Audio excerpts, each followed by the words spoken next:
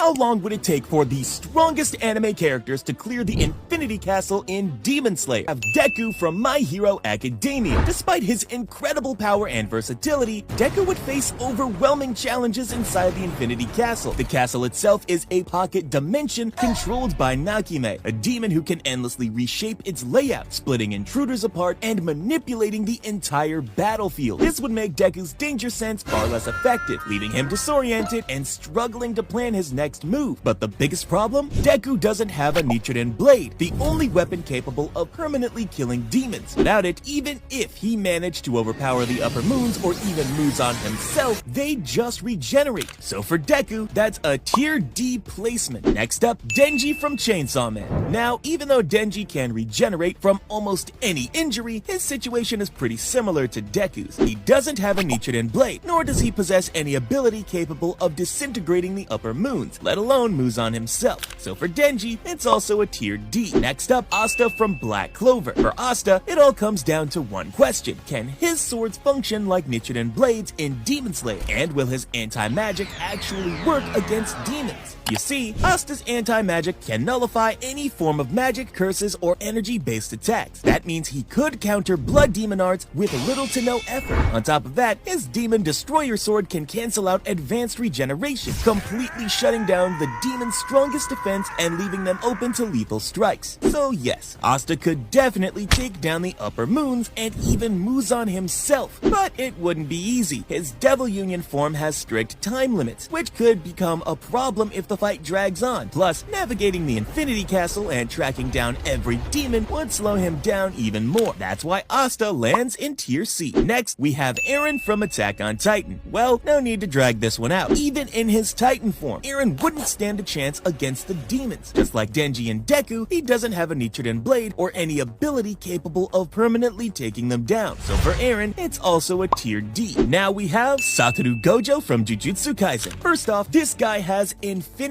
and that alone makes him nearly untouchable. No matter what the upper moons or even Muzan throw at him, they wouldn't be able to land a single scratch. Infinity creates an endless amount of space between Gojo and his opponents, meaning any physical attacks slow down infinitely before it can ever reach him. In short, their strikes are completely useless. Now, the big question, can Satoru Gojo actually defeat Muzan and the others? The answer is yes. His technique, Hollow Purple, is devastating. It erases everything in its path, atomizing matter itself. That means Gojo could literally obliterate Muzan and the upper moons on a molecular level. And with his 6 eyes, Gojo perceives everything around him in real time, moving at incredible speed and even